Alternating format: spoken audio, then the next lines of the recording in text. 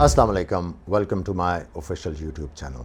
Last episode के बाद जो मैंने 99 वर्ल्ड कप फाइनल के बारे में बात की, बहुत ज़्यादा क्वेश्चन आए कि मैं 99 का वर्ल्ड कप क्यों नहीं खेला। इसके बारे में मैं चीज़ें आपके साथ शेयर करूंगा, डेफिनेटली करूंगा, कॉम्प्रिहेंसिवली करूंगा और ओपनली करूंगा। सब कुछ आपके सामने रखूंगा, लेकिन उसके लिए आपको थोड़ा सा वेट करना पड़ेगा।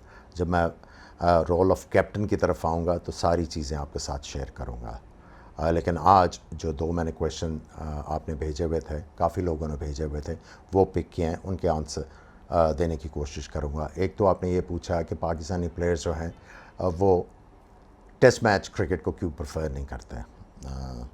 क्या पैसे का मामला है, फिटनेस का मामला है, या कोई और मामलात हैं। उसके बाद आपने वकार यूनुस के बारे में पूछा कि क्या उनको दोबारा से बॉलिंग कोच रखना चाहिए था।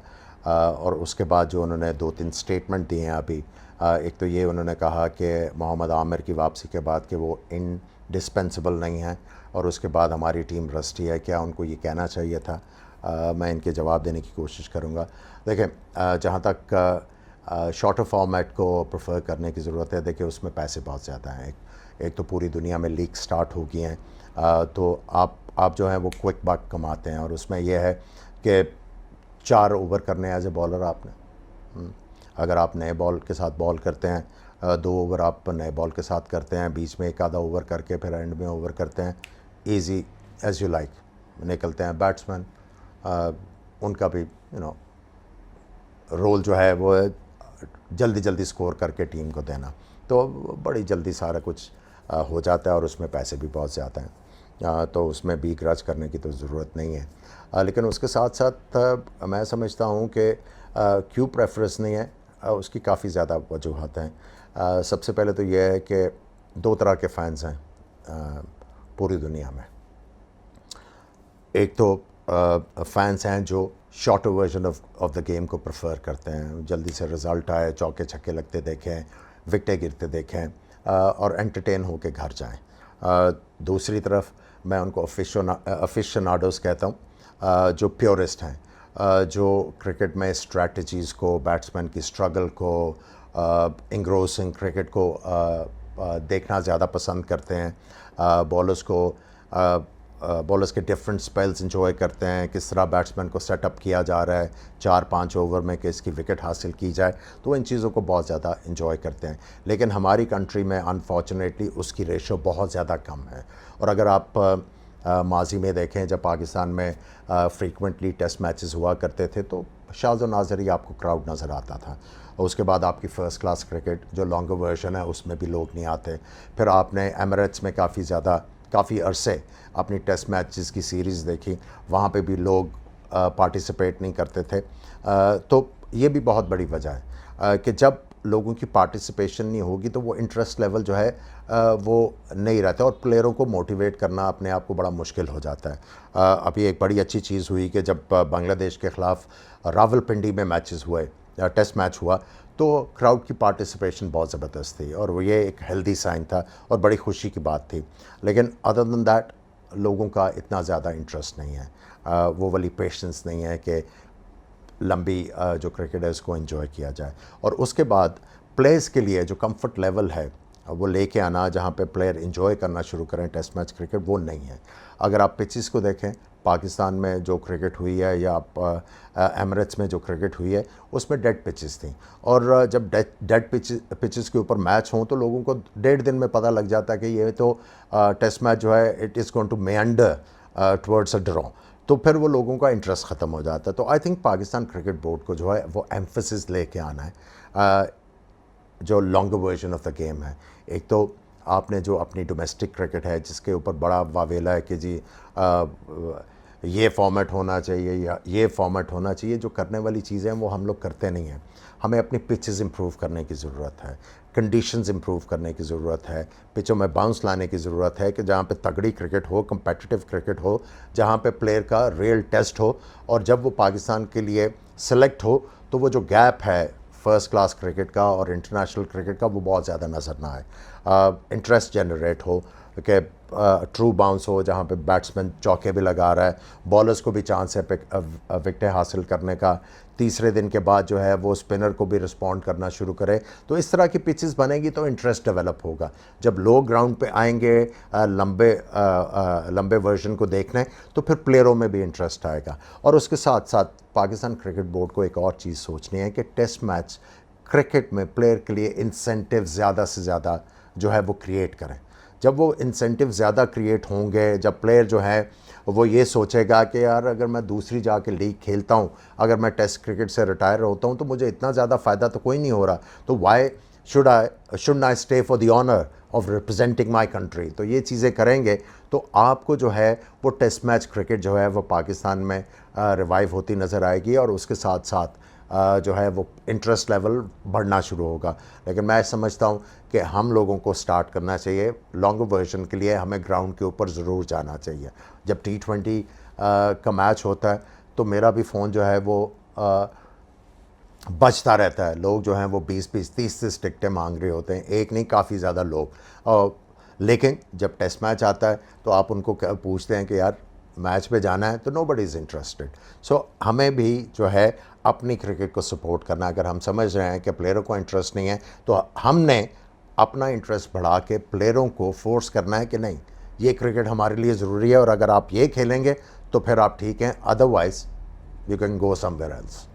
और जहाँ तक वकार यूनुस की बात है, देखें आपने ठीक कहा कि उनके पहले टेन्योर्स कोई इतनी बड़ी हमें न्यूज़ नहीं आई, लेकिन मेरा ख्याल है कि ये जो मौका वकार यूनुस को मिला है, he can really redeem himself. इस वक्त जो आपके पास बॉलिंग में ऑप्शंस हैं, लेफ़्ट आर्म फास्ट बॉलर्स हैं आपके पास सीम एंड स्विंग बॉलर्स हैं, आपके पास पेस वाले बॉलर्स हैं।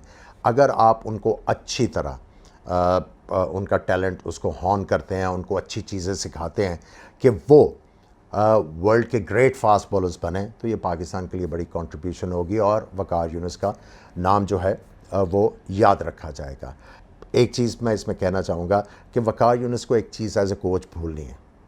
एक तो अपनी ईगो, और दूसरा ये है कि अपना आप वो थोप नहीं सकते एज ए कोच। जो उन्होंने किया क्रिकेट में वो वही कर सकते थे।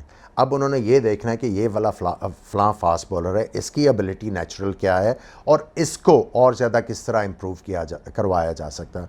उनको ये बताना है कि बैट्समैन की वीकनेसेस आपने किस तरह जो है वो पिन पॉइंट करनी है। आपने बैट्समैन की बैकलिफ्ट देख के क्या चीज़ें जो है असेस करनी है, उसका जो ट्रिगर मूवमेंट्स हैं उसको असेस करके आपने ये डिसाइड करना है कि इसके लिए किस पिच के ऊपर इस बैट्समैन पर्टिकुलर के लिए क्या लाइन और लेंथ होगी। ये चीज़ें वकार यूनुस ने सिखानी है। अगर वो सिखा देते हैं तो आप जिस तरह आपको याद होगा कि मैंने एक प्रोग्राम किया था कि इतनी लंबी लिस्ट ऑफ फास्ट बॉलर्स, लेकिन कोई भी वर्ल्ड क्लास बॉलर नहीं बन सका। कोई फास्ट बॉलर वकार और वसीम के बाद 300 विकेटें हासिल नहीं कर सका, लेट अलोन 300 टेस्ट मैचेस में 200 विकेटें नहीं हासिल कर सका। तो I think this is the time to redeem himself.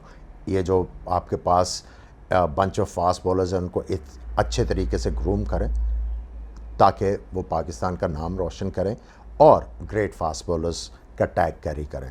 और जहाँ तक उनकी जो स्टेटमेंट है अबाउट मोहम्मद आमिर, मैं समझता हूँ इसमें कोई कबाहत नहीं है कि अगर उन्होंने ये कहा है कि मोहम्मद आमिर की कोई जगह जो है वो पक्की पुक्की कोई नहीं है, बिल्कुल ठीक है। कई दफ़ा आपको जो है एज ए कोच प्लेयर की ईगो को चैलेंज करना होता है, और आपको पता है कि मोहम्मद आमिर की ऑफ लेट परफॉर्मेंसेस को इतनी ज़बरदस्त नहीं रही। अगर उनकी लास्ट जो रिकग्नाइज जो उनकी परफॉर्मेंस थी, I think that was in ICC Champions Trophy at Oval, जब उन्होंने नए बॉल के ऊपर पाकिस्तान को अर्ली विकेट्स दिलवाई और मैच जो है वो पाकिस्तान की तरफ टिल्ट किया। उसके बाद is been of the ball, और मेरा ख्याल है ये अच्छा रिमाइंडर दिया है वकार यूनुस ने कि भाई तगड़े हो, परफॉर्म करोगे तो पाकिस्तान टीम में रहोगे, अगर नहीं करोगे हमारे पास शनवारी भी है, हमारे पास शाहीन शाह अफरीदी भी है, हमारे पास और बहुत ज़्यादा ऑप्शन है, हसनैन है, हमारे पास और फास्ट बॉलर हैं, लेफ्ट आर्म फास्ट बॉलर बहुत ज़्यादा मौजूद हैं। So you have to take your job very seriously. और जहाँ तक उन्होंने प्लेयर्स की रस्टी होने की बात की है तो आई थिंक इसमें कोई कबाहत नहीं है, इट्स दी ऑनेस्ट ट्रूथ। आप काफ़ी अरसे से क्रिकेट नहीं खेले। Last time you featured in a test match that was against Bangladesh, और वो भी आपके PSL से पहले था और काफ़ी लंबा ले ऑफ था। उसके बाद हाँ, पाकिस्तान की टीम वहाँ पे गई है, अब वहाँ पे प्रैक्टिस मैचेस खेल रहे हैं, तो वो वापस अपनी फॉर्म रीगेन कर रहे हैं, रिदम में आ रहे हैं, तो इसमें कोई कबाहत नहीं है। हाँ, ये साथ में कहा जा सकता था कि रस्टी थे, लेकिन हम जो जो यहाँ पे अपना टाइम स्पेंड कर रहे हैं, प्रैक्टिस मैचेस खेल रहे हैं, प्रैक्टिस कर रहे हैं, तो प्लेयर्स जो फॉर्म में आ रहे हैं, and we can give very tough time to the English side. हाँ, अगर वो ये ऐड कर देते तो ज़्यादा बेहतर होता, लेकिन मैं समझता हूँ इसमें कोई कबाहत नहीं, इसमें कोई नेगेटिविटी नहीं है। एट टाइम्स प्लेयर को, जिस तरह मैंने पहले कहा कि आपको चैलेंज करना होता है उसकी ईगो को, उसको वेकअप कॉल देनी होती है, तो I think that's a good way of waking somebody up, a talent like Mohammad Amir. ठीक है, प्लेयर के ऊपर थोड़ा सा बैड पैच आता है, लेकिन जो बड़े प्लेयर होते हैं वो उसको रिकवर बड़ी जल्दी करते हैं। तो आई थिंक मोहम्मद आमिर जो है इस कॉल के ऊपर जो है जागेंगे और पाकिस्तान के लिए अच्छा करने की कोशिश करेंगे। और दूसरा आपने क्वेश्चन किया कि क्या मोहम्मद आमिर जो है वो टेस्ट मैचेस में भी कंसिडर होंगे। देखें, अगर तो उनकी फॉर्म इस तरह की है, क्योंकि अभी तो वो पाकिस्तान से गए हैं, 14 दिन उनको क्वारंटीन में रहना पड़ेगा, और इतनी ज़्यादा उन्होंने क्रिकेट नहीं खेली हुई, आपने उनको जो है वो थोड़ा सा रिदम में आने के लिए टाइम देना। तो अगर आपको ज़रूरत पड़ती है, अगर आपके जो फ्रंट लाइन बॉलर्स हैं वो अगर टेस्ट मैचेस में परफॉर्म नहीं करते, तो फिर आप उनको सोच सकते हैं, लेकिन जब अगर वो परफॉर्म नहीं करेंगे तो ये क्वेश्चन मार्क बहुत बड़ा जो है वो बॉलिंग कोच के ऊपर आ जाएगा कि ये क्या करते रहे हैं। सो आई थिंक कि ये काफ़ी मुश्किल सिचुएशन है, लेकिन लेट्स होप कि पाकिस्तान जो है इस सीरीज़ में अच्छा करे, और मैं समझता हूँ कि पाकिस्तान को अच्छा करना चाहिए। कंडीशंस भी पाकिस्तान को सूट करेंगी, जो रीबिल्डिंग में जा रहा है इस वक्त इंग्लैंड, नए प्लेयर जो हैं उनकी वीकनेसेस को एक्सप्लॉइट करके पाकिस्तान जो है इस सीरीज़ में अच्छा कर सकता है। आज के लिए इतना ही। Hopefully you like this one. आप अपने कमेंट्स भेजते रहें, अपने क्वेश्चंस भेजते रहें, अपनी सजेशंस भेजते रहें। I'll incorporate them and try to improve this channel। आपके साथ जो है वो बातें होती रहेंगी। अगली एपिसोड तक खुदा हाफिज़।